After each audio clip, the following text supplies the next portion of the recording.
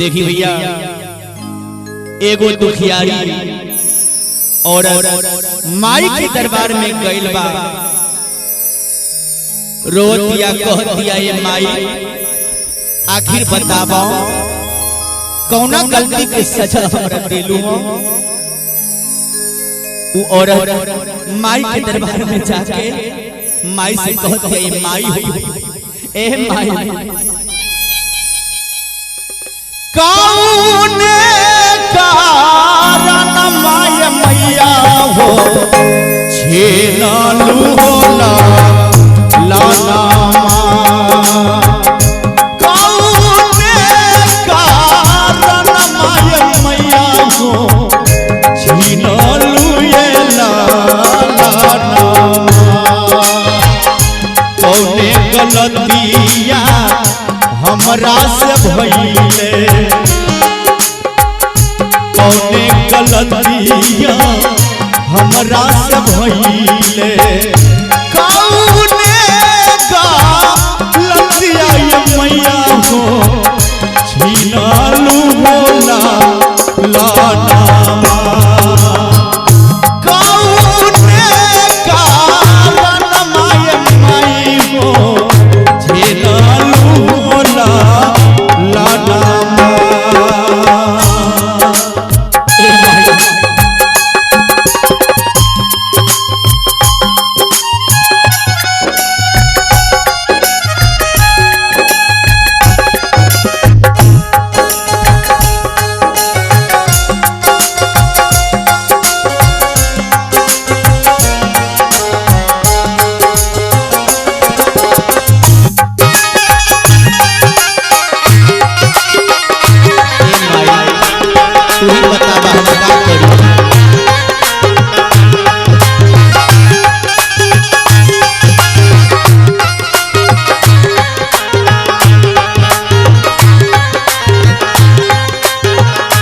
औरतिया कह दिया माई से माई के दरबार में जाके कह दिया अबला नवदी नवघरी दिया राजा रबली पंडित से पाठ करबली ए माई हो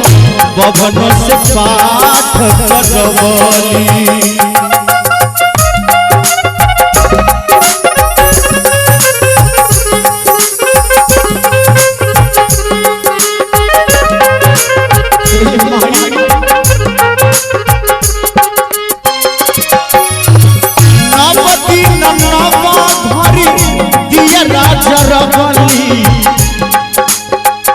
पंडित से पाठ करबली ये माई हो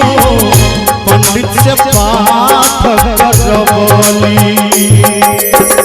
नहीं तो से मांगनी नहीं तो से मांगनी नहीं तो से मांगली माई ए माई कलयुग की दशा बड़ा खराब चलता माई नहीं तो से मांगली माई हो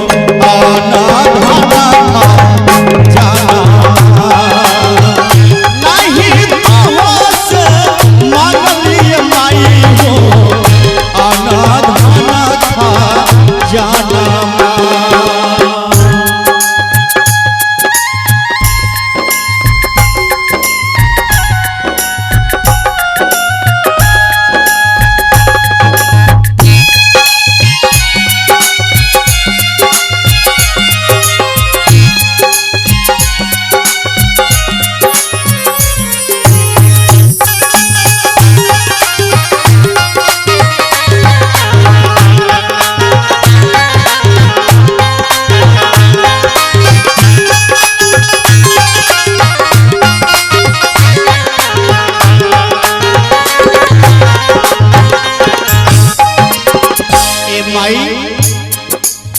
आज अगर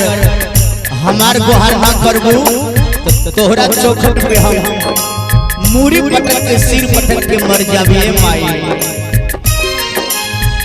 और दिया कह दिया माई से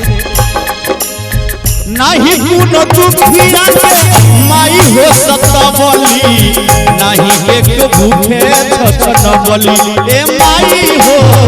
नहीं केहू के भूखे छछन बली।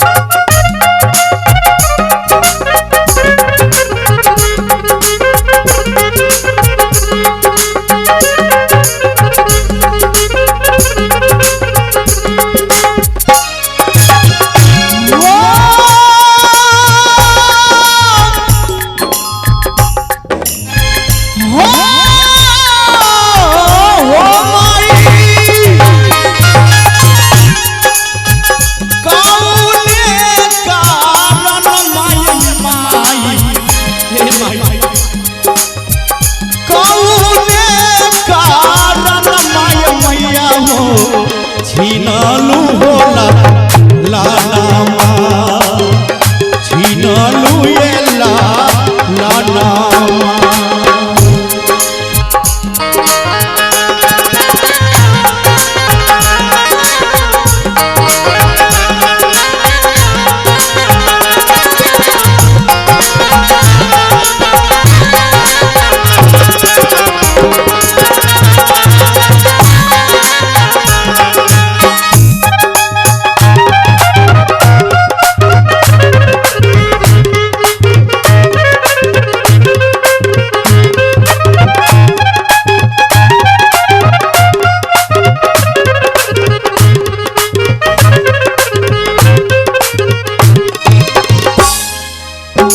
कहती औरतिया महतारी जगदम्बा माई से हे माई नहीं कोनो दुखिया के माई हो सत बली नहीं के भूखे छछन बली ए माई हो नहीं के भूखे छछन बली।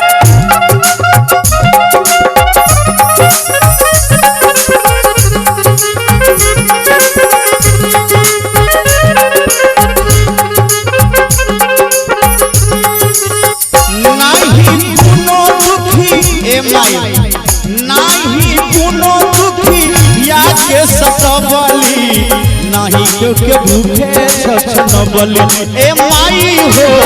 नहीं के भूखे छछन बली। तबे काहे दियहल